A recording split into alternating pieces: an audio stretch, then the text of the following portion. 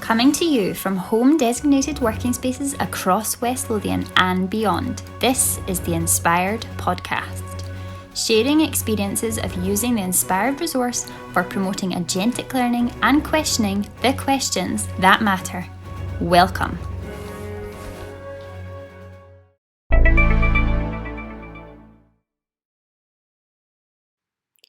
Welcome to the Inspired Podcast. This week we will be discussing questions and inspired with Julie, Katie, Laura, and myself, Stuart. The idea of this podcast is to give you a bit of an insight into the inspired conversations that we are having and hopefully prompt some thinking that might impact your practice. So, without further ado, we will get into the first question. How has Inspired made your life easier or harder, or how has Inspired made your life worse or better? For me, it made my life easier in terms of time spent planning. You know, the discussion and the plans for each challenge are done so far in advance that by the time it comes to it, you know, you're thinking about the next week and you're just supporting and facilitating what's happening on your teams with your kids. So you're not spending the night before thinking about what am I going to say to the kids tomorrow, what's a good idea. You know, the thinking has already happened the previous week. So it saves so much time.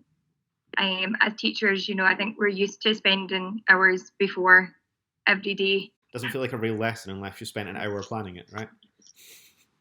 Well, yeah, and I think we've all been guilty of doing that so many times and spending so much time doing things that, you know, I think we're realising now we don't actually have to do. You know, how many times have we spent hours in the photocopying room making booklets when now we realise we can actually just give a kid a link and say, here, you know, it's there. So I think it saves time planning, but it helps me plan for when we're going back to school and the things that I don't need to spend time doing anymore. Yeah, I think like a number of those kind of things that you've mentioned, like, and I'm sure you'll both, you know, be the same as well in terms of teaching. Like those things had started to come into my teaching practice, and I think maybe the inspired challenges and the way that they're set out are the closest thing that I've found to what I was trying to achieve before. And they're maybe the best way that I've found so far of handing back over the control to the learners and putting it back in their hands.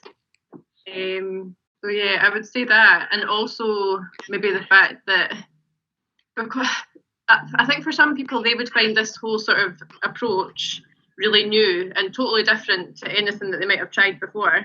And, you know, when I was trying similar things to that before lockdown had happened, because it's so different, you can feel quite isolated. And you sort of second guess yourself all the time, and you're not sure if you're doing the right kind of thing. But actually being able to connect with other practitioners that see the benefit in it has helped me as well. Ironically, isolation has helped me feel less isolated. Yes. I think that has been interesting, that there's those pockets of people that almost exist. There's like one in every school, but because it is the minority, it's never going to be the sort of the popular movement. And it's, as you've said, isolation has kind of brought a lot of those thinkers together. So it's interesting. Yeah, I just quite like to add that I find it interesting what you said, because I have also been thinking a lot, particularly in term 3, about like how can I move towards like developing skills. And, you know, I tried some things and some things worked well and some things didn't, and I found it difficult in like how to structure myself and organise that. But this has almost given me like a starting point at which to kind of a bit of a format really to work with that and actually figure out, right, how could I make this work in a classroom? Whereas before, when I was just trying to grab ideas for myself and looking online, I felt a bit more at sea. So I have quite liked that just for myself, in knowing where to get started with actually developing skills in the classroom. I think for me, it has made my life easier and worse in terms of it's great that this sort of format is there and week by week, here's what it could look like, this is what we could do. But equally, it has really made me aware of, a lot of the skills that the pupils lack that I kind of assumed, they'll be able to get on with this and just roll with it. Even things like being able to ask a question or being able to hold a conversation and have an opinion. I mean, things like the discussion that's going on at the moment about what is useful about school, what's useless about school. Like, it has just amazed me how little opinions actually exist. And you kind of think, that's a conversation that should sort of generate completely opposing views, yet everyone's happy just to smile and nod and say, I agree, yep, I think school is wonderful, everything about school is important. And it's like, why is that the case? What is it that we're doing that has caused that?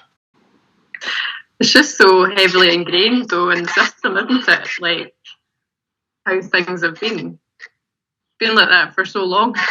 That how do you... It's like a system that's like so keen to change, but it's so set in its ways. See, just to add on to what you're saying about like how does it make your life worse, I find that like there's certain things that I really identified would be really good for me to work on, but I find working for them, address them through digital learning quite difficult.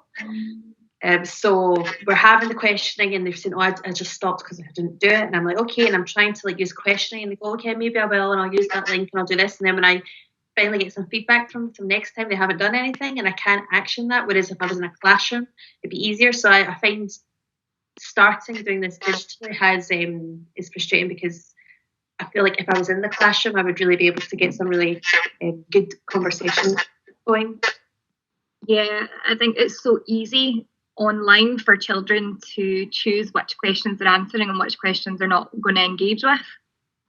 We had a class conversation last week and there was quite a tricky question, and it did require some thinking and forming of an opinion. It was a what do you think question, and I'd asked one particular child and they left the chat because it was quite, there was a lot of thinking time, and I get that can feel quite uncomfortable. In a classroom situation, you give them that thinking time and they know there's no way out. They know they're going to have to think and really kind of try to form something. But in a place like this, there's a button that says, I don't need to do that. And so I think for a lot of children, the easy option is opting out. And because we are digital, it's given children who would like to do that in real life, it's given them the button to opt out. That's just what got I'm this, finding. Like, this picture of you difficult. asking a question in a class and a child getting up and walking out the door. Like, nope, Yeah, I'm good. it's like that. Like, that's so rude. Like, oh God. But yeah, it's true. I think what you and Katie said about the children just not having the skills there, it is so apparent, and seeing those conversations on the community page is, I mean, it's good that we recognise that, because, you know, I think we all did take for granted that our kids are able to ask a question. If they need help, they know how to ask a question, and we're realising now that they don't. But for those kids who don't have the skills, it's so easy just to go, no, I'm not doing that. Julie, what you mentioned in terms of that sort of mind reader habit we get into as teachers, where a kid raises a hand because they're stuck and then you just work out why they're stuck for them. Yeah. And they don't have to ask any questions.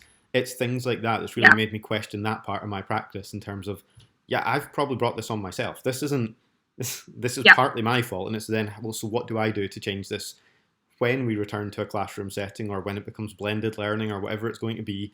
How do we make sure that these skills are being developed rather than just constantly battling them? Mm-hmm. Yeah, we definitely have brought this on ourselves. I don't know how many times a child's not even said anything, and you can work out what the problem is, what they have to do. Right, okay, off you go. And they've not even had the chance to really think through, why am I stuck here? And we wonder why they don't have the skills to communicate and form opinions, because they don't get the chance to. Mm-hmm. So I think that leads quite nicely onto the idea of what is a recovery curriculum, given that will be the hot topic, and that is the latest term that has been thrown out there. It's going to be our new buzzword. Get the merchandise ready now.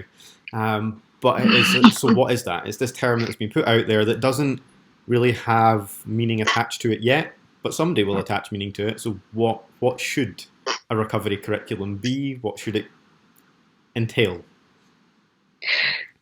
So it's really interesting when you had mentioned this, that we'd be discussing this, I thought, I've never heard this term, so I went to Google it and I thought, is this part of the problem that I'm looking for someone to tell me, like, what is, like, you made me think when you were saying, like, what is it, and what do you think we think it should be? And I thought, actually, my natural thing is to go and look at the definition on Google. Like, and actually almost putting myself doing the things that I get frustrated at my pupils for doing. Like, someone give me an opinion.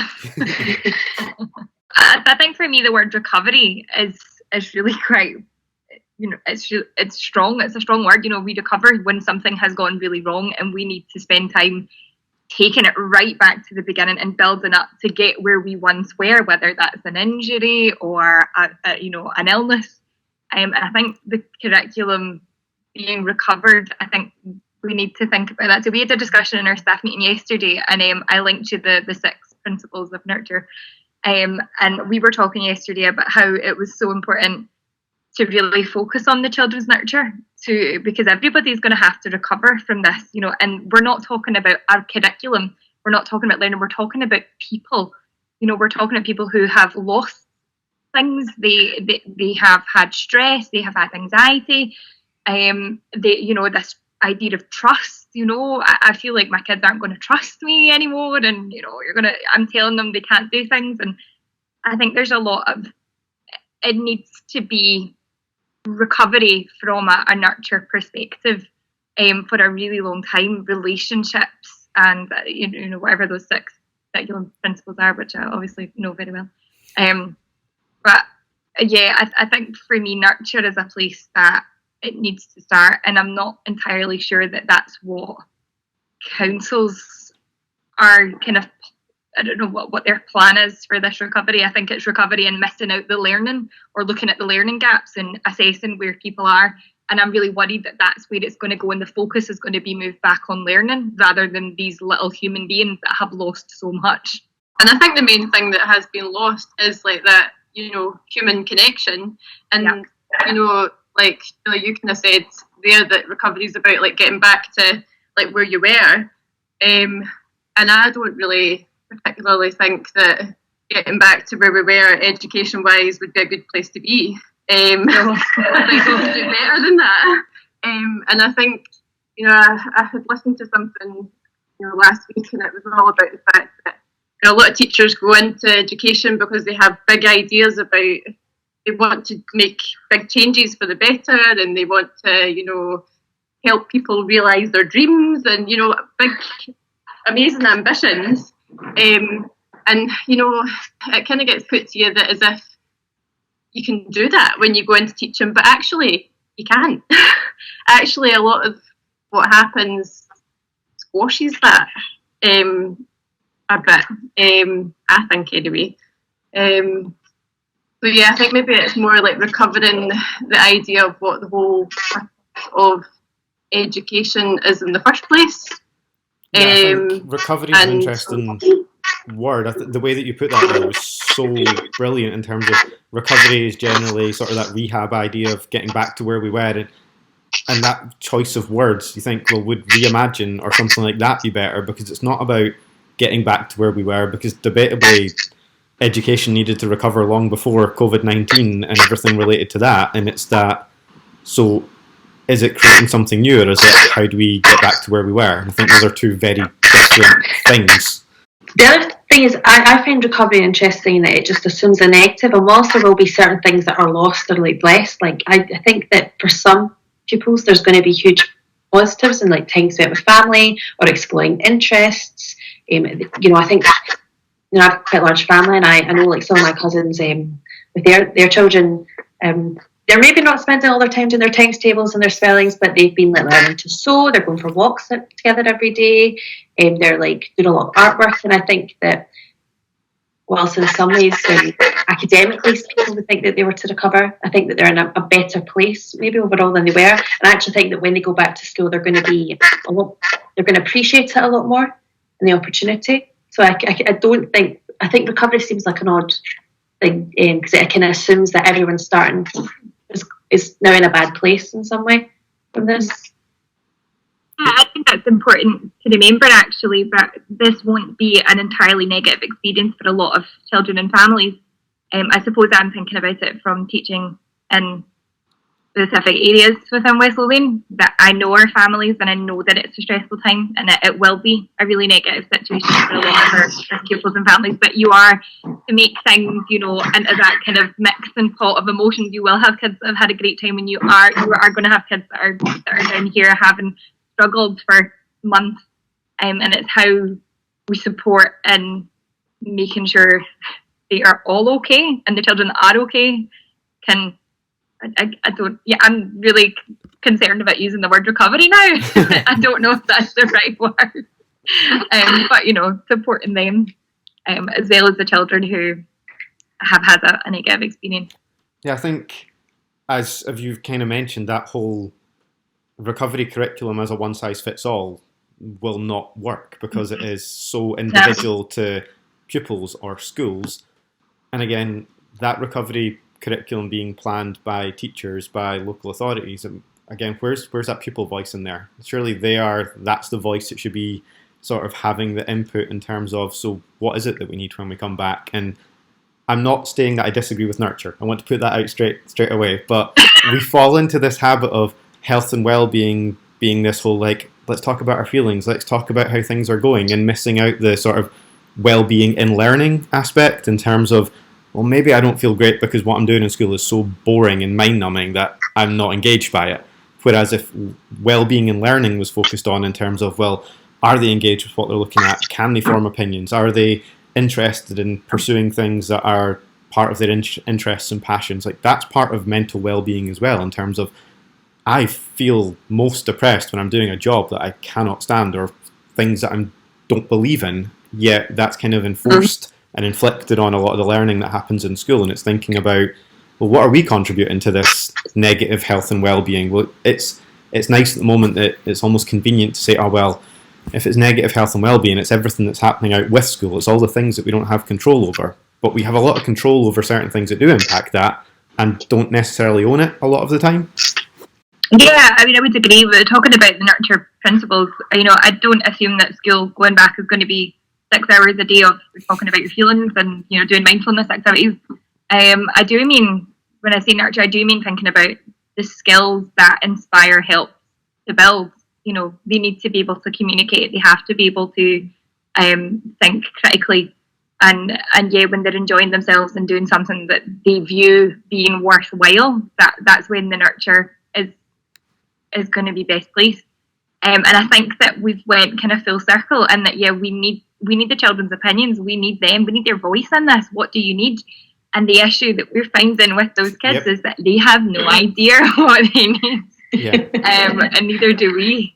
And that's where there's this. So it's really exciting, actually, because, we don't know what school's going to look like. And we've got time to figure it out between adults and pupils. Yeah, it is that difficulty of, we want pupils' voice, we want pupils to influence us, we want people or learner agency, but then when you try and get it, you're like, actually all those skills that are required for this haven't really been developed from a young age. So now that they should have a voice, they don't know how to articulate that, or don't have opinions or the skills that are required. It is a part of that whole recovery, or whatever word we're going to insert there, of actually, do we need to go back and look at what's happening in primary 1 and primary 2 that is getting to the point where we have primary 6s and primary 7s that don't have opinions or can't critically think about an issue. So what are we going to do to support that? And it's not always numeracy, literacy led as such. It's about, so what are the conversations that are happening? What does learning look like? What is the environment like? What's the setting like? What are the expectations like? And while we're looking at a really small sample of kids in West Lothian at the moment, it's that idea of, well, is a poverty-related attainment gap or learning attainment gaps more influenced by the fact that kids can't ask questions rather than the demographic? It's interesting that the children who have been brave this week and last week and joined the teams, and you would think they're the ones who do have opinions. For mine, joined this week, they're who I would class as my more able children. The ones that aren't, do have home support and are not living beyond that poverty line, and the ones who you would expect, they're going to have something to say. And it's those ones who don't. I think it'd be interesting to to have that in a bigger pool of kids? You know, are all children like that, or is it just the ones that we are seeing join in that group this week? Like you said, we do have a small pool of children. I just wonder if they're all the same. Yeah, if it is representative of... And where those kids are, like, those children exist who are going to come on and say, I need this is rubbish about school, I want this to change, you know, where are they and who are they and why are they like that? Yeah. Yeah, I think there's definitely a lot of voices missing. Yeah. So we've decided the recovery is not the word, but we don't have an alternative word. Is that basically where we're at? I don't know. Maybe this feels like our first session of the TikTok, doesn't it? Like I was talking about one word. Is that whole... As soon as you put a word on it, as soon as you label it, it becomes a thing. Are we happy with what that thing is going to be and all the labels that are instantly with that? I think, Katie, you mentioned when we were looking at the challenges for this week but we need to take away the word school. We need to give it a different word. And I think we went with, it's like bagios or something like that. And it's, as soon as you put a word that people are familiar with, they start to attach meaning with it. Maybe it should have been like the Mernimbler plan or something like that doesn't have any meaning whatsoever. That is saying you can't attach anything to this. You're going to have to come up with it yourself. You can't Google recovery. You can't come up with what these things are. It forces you to put your own sort of perspective on it. And I think reusing words for a new context, it's kind of like, is that helpful or is that hindering the thought process?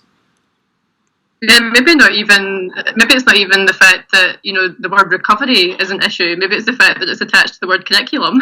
There we go, maybe. Yeah. You know, that's already got a whole host of decisions already linked in with it as well. So I think you're right in what you're saying. Maybe we do need something that inspires people a bit more. Like, I think at the moment there's a lot of talk about, you know, the operational side of things and getting back to school, which, you know, fair enough. Like, I know we need to do that, but I think we can let it take over, and it can become a bit of a depressing prospect. So I think whatever the new term is, it has to be something that allows us to be like innovative and reimagine things and see things totally differently.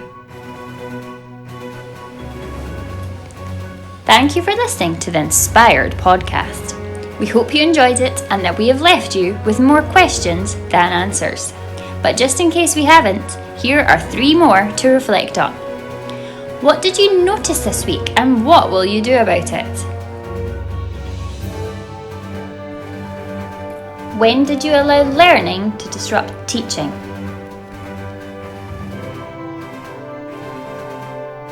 What creative act made you feel brave?